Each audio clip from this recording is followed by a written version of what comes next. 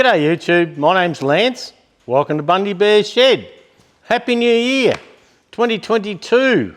So there, the old Earth did another quick loop around the sun and we're back for another lap. We'll see what we can get up to. The weather report, well, there's been a low and a cyclone off the Queensland coast, and normally as they come down the Queensland coast, they go clockwise, and so when you're below where the cyclone is out in the ocean, you get a lot of rain off the ocean, but this one was that far out. We had a couple of overcast days, didn't really get any rain out of it, so it's not too bad. The dams are still full and things like that, so yeah, it's not too bad at all. The weather at the moment, we're mid-30s, or low mid-30s, and yeah, it's not too bad. There's a bit of a breeze. The humidity's up again today, but pardon me, that's all right. You know, that's just what happens this time of year. They're saying that perhaps next week there's going to be a heat wave come through from the west, so that'll sort us out. So anyway, we'll see.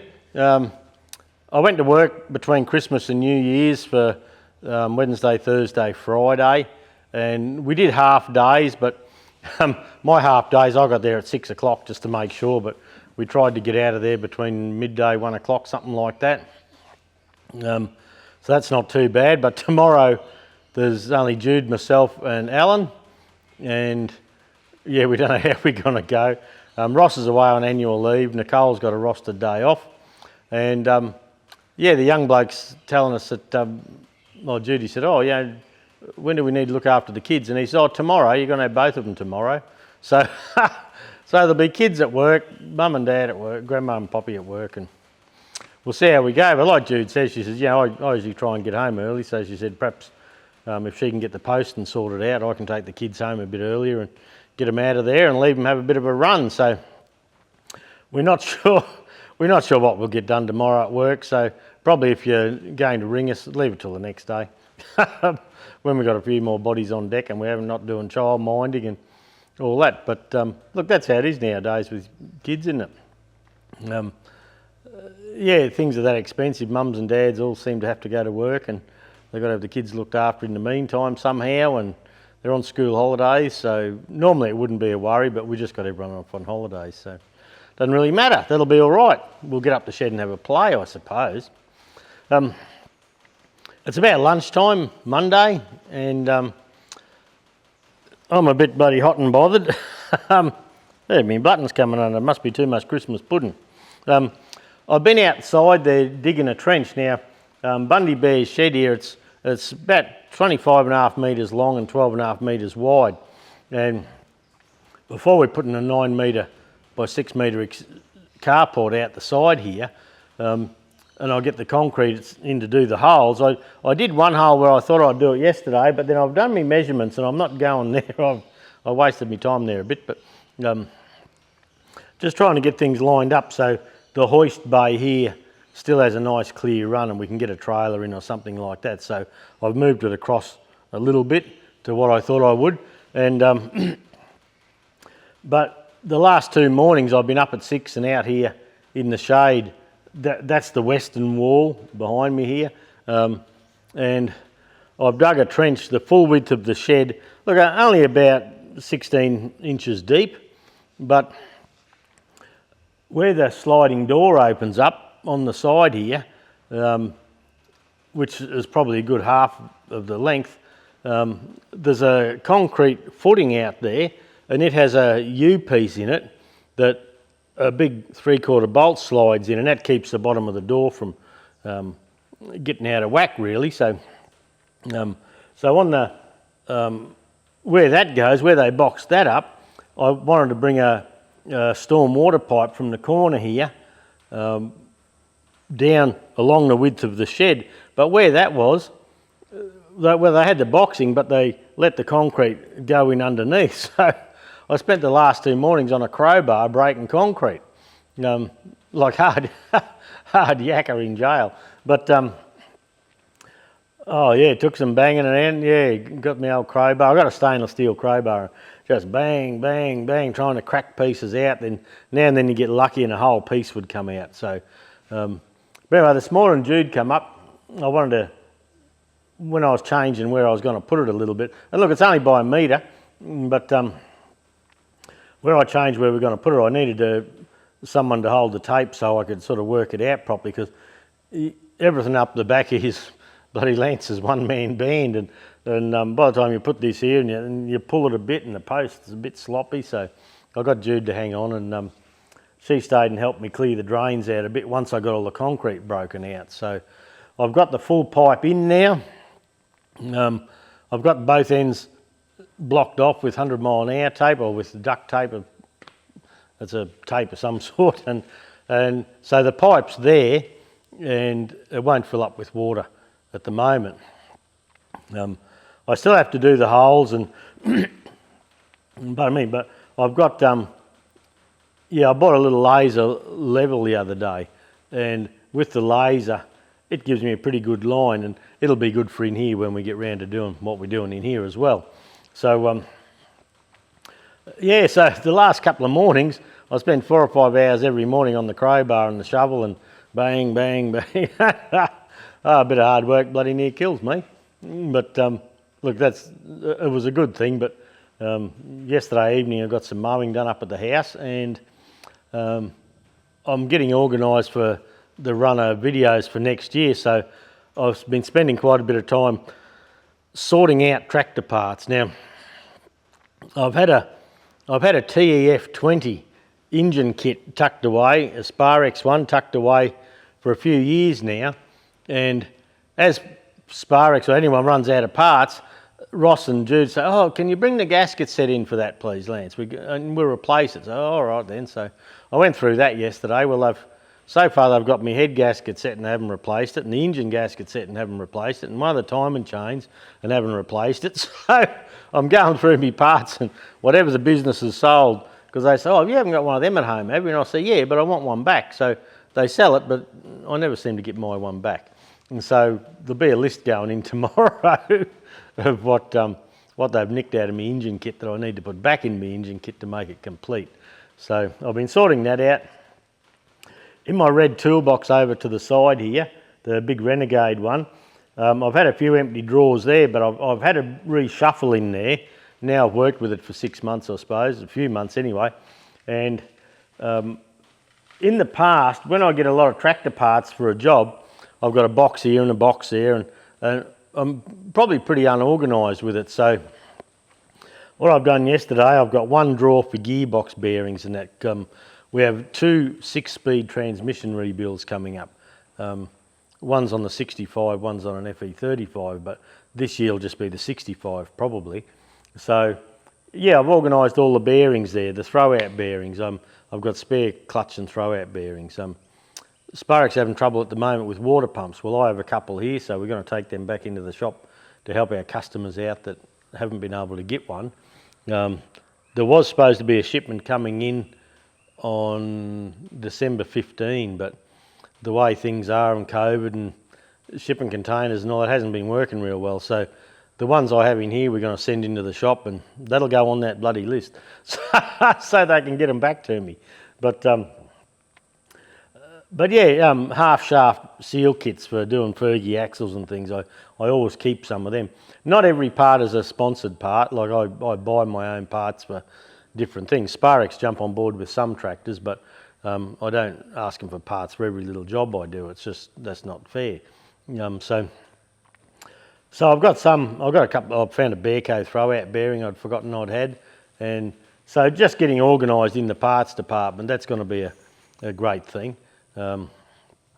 Because yeah, when I'm doing brakes, oh right, I've had a little box up the back with brake bits, but then it's up under the pallet rack, and then something falls in, so you're having a look at all the boxes. So I'm just trying to streamline it all. So I spent quite a bit of time on that yesterday afternoon, and I've also been playing with the hydraulic lift cover on the TEA 20.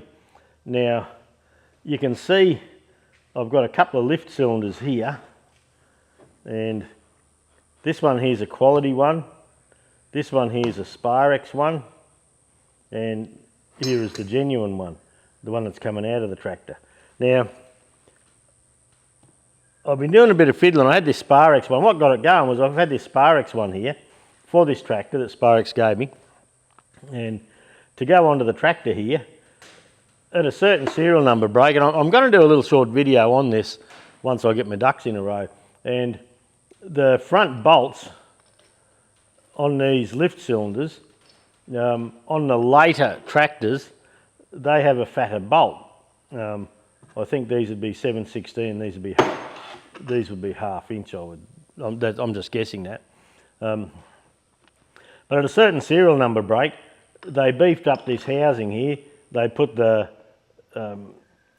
hydraulic valve in the top cover here, and that's when they went to fatter bolts. So this one here has the proper, the hole size for the large bolts, but what's wrong there is when you bring them in, they haven't machined it correctly. So on this bolt, on the square bolt, I just got to knock the side off there a little bit. But I may even chuck this up in the milling machine and do that. Whereas the Sparex one here, and I believe Sparex has only got one, but look, I'm just fiddling, I'm just learning today with this. So, but this has got the small holes for the early serial number. Now, the TEA I bought the other day, the 1951, it's got the small bolts. The TED out the back, the barn find, it's got the small bolts. But the 1954 one here, it's got the larger bolts.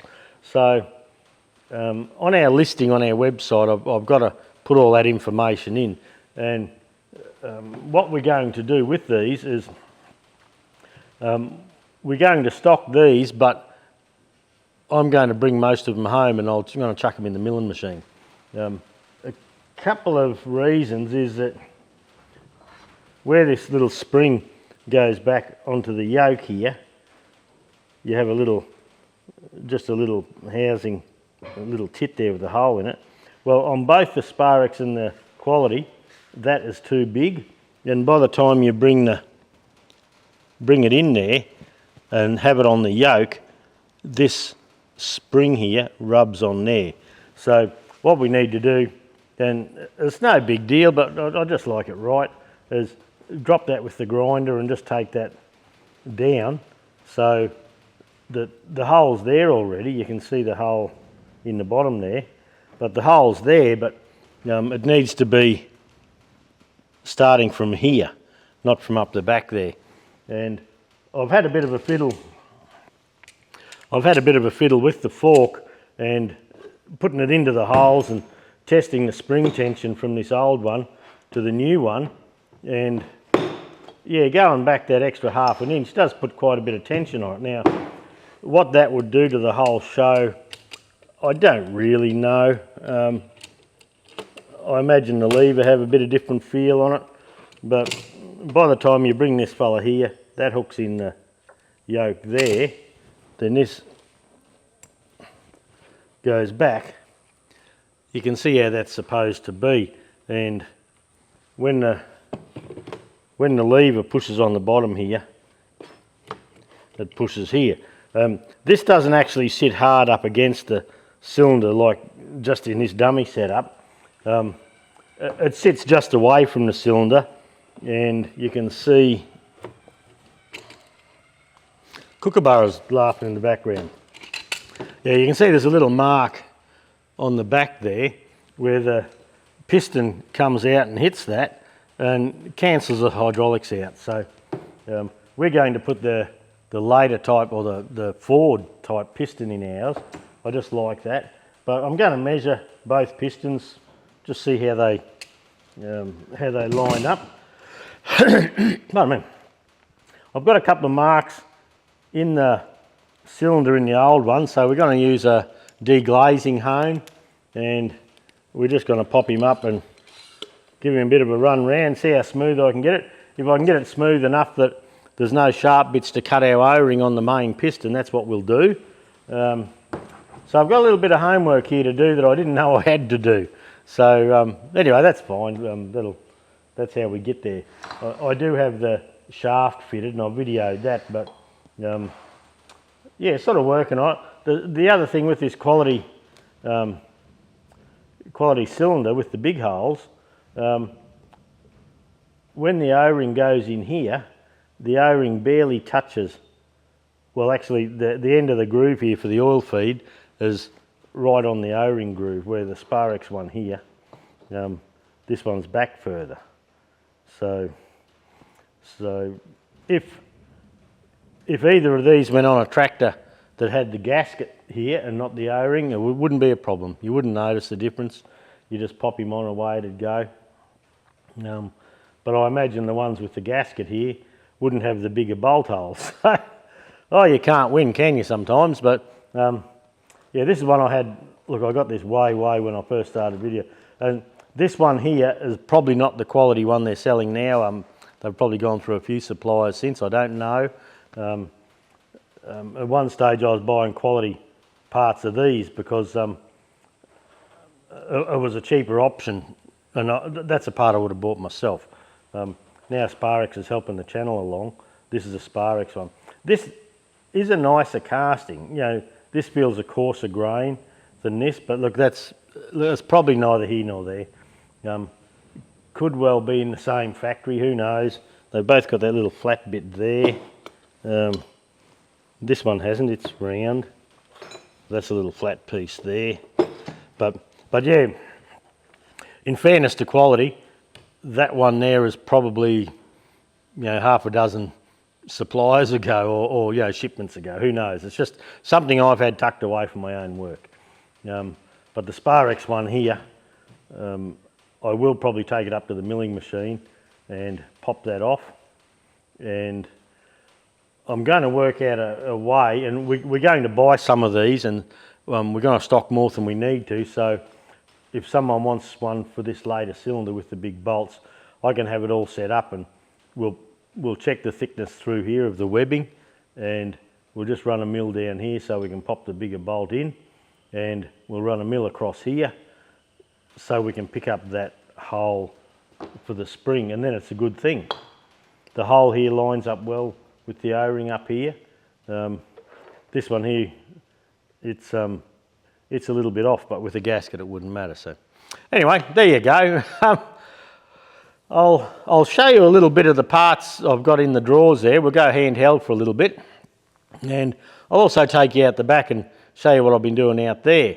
I probably can't do anything else on here just at the moment because I have to do my serial number breaks and work out which bolts and all that. So I'll probably do a little video just on that, look, just for interest's sake, and it's something that I stumbled across. I've had trouble with mine with it, and with these holes being the smaller ones, I'll probably get a drill and a ream set up. Yeah, set up to take the holes, to take the lot. Now these bolts up here, they go in quite firm there. It's like a dowel, and you remember having to bop them out a little bit. So yeah, I'll have to see. But yeah, in this one here, they fit in nicely. So anyway, this one here would probably fit either, but then, pardon me, but it's good to have the bigger, and the, pardon me, still got some there. Well, yeah, it'd be better to have it there. But anyway, enough of that. We'll cover that when I get around to doing a video on that. I'll take you for a quick little walk, eh? Okay, the sun's going to play up with us a little bit now. That's why I've given up work. My work site got sunny, and I don't get paid enough to work in the sun. So yeah, I've got a little drain there, and we've dug right along the side of the shed here, and right where that step is to the shovels, right the way back here, that's where I had the chipped concrete. You know, lumps like that. Oh, bloody things. Anyway, I earned me keep. I went up and had a cuppa before. But yeah, I've got all that in now. And I've got it terminated just up there for the moment. It will end up over near the loading ramp over there, but there's a hole going in there. Then in that section there, roughly, there's going to be a slab for the compressor, so I can get the big compressor outside, which will be a bonus. We've cleaned this side up a lot. That's my mess there from today. But yeah, the site's looking good. It's not too bad. So that's been the morning exercise. Doing the digging there, doing the hard yards. No gym fees for Lance, don't worry about that. Now, when we come to the toolbox here, right, that's my gearbox bearings and throwout bearings. Anything to do with the bell housing, like clutch fork return springs, pedal bushes, mainly 6-speed gearbox stuff. That's the start of the brakes. That's front and rear axles. Did I put something over here? No, not yet. So we're working away on that. So that'll be a good place to find stuff. Now, oh, that's what I haven't shown you. Look at this mess up here. Now, my friend Dave come over. I come to stay, they come camping. So all those piston rings there, we got the forge going, and look at these boxes I chucked there. That's what I've had parts in, all buggered boxes. That's going to work be recycled tomorrow. But we melted some pistons down, and these are the ingots. And these are Massey Ferguson pistons. The pistons out of my old Fergy 35. And yeah, we were surprised, like it took about 6 minutes to melt a piston. And we put three pistons, filled our small crucible up, and yeah, we just poured them in some trays. Some, I think they were patty cake trays or something like that Jude had there. And yeah, so we did a burn, and yeah, we were just sort of interested to see how it went. And Dave was interested as well, so I said, come on, let's do it. So yeah, we cranked the little forge up here, and that fella there, you wouldn't have all that cardboard and shit there. And yeah, we just cracked the rings off the pistons and chucked it in, and in no time flat, we were right. There's where we left those muffin trays the other day, but or patty cake trays. But yeah, that little forge, we were just so surprised at how quick it did it. So yeah, the whole show was over in like 10 minutes. That's heated up, poured, and we were sitting cracking a beer. So yeah, I'm very pleased with the performance of that forge. It's just a good thing. So you can see how with the aluminium, see how it shrinks. Like when you pour an aluminium, you always have to you have a fairly large pour and sprue sort of thing, just to so when it shrinks, it doesn't take it out of the mould. It'll take a bit out of here while it's still molten. So yeah, I'm still working on parts through here. Yes, that's TEF20. That's for the levelling box on the TEA we're working on at the moment, and yeah, a couple of 65 parts. There's 65 diff bearings in that box there. So I'm trying to get it all organised before we get going. I've got a few radiators.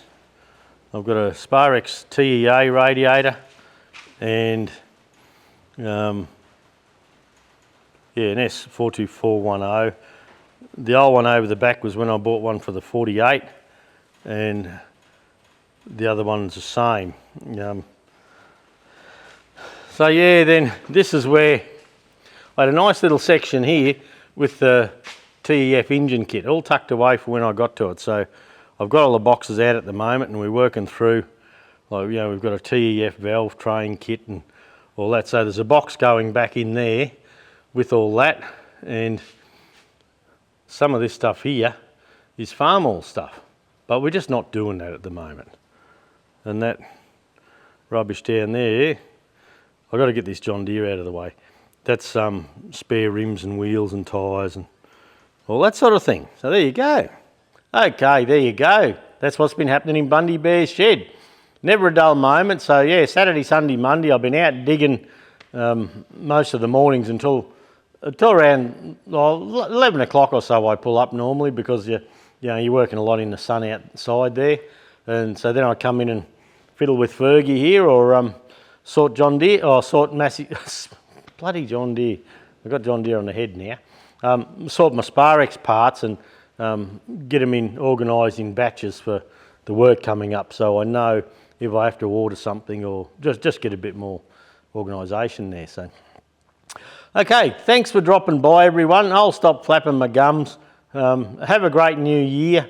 Hopefully we don't all get too crook. The old COVID's kicking in hot and strong, so we'll just see how we go. And if we get it, we get it, and hopefully it doesn't do us too much harm. And yeah, we can get over it and start playing up again. So see how we go. But look, that's it for this week. Thanks again for dropping by. We'll catch you all next week, eh?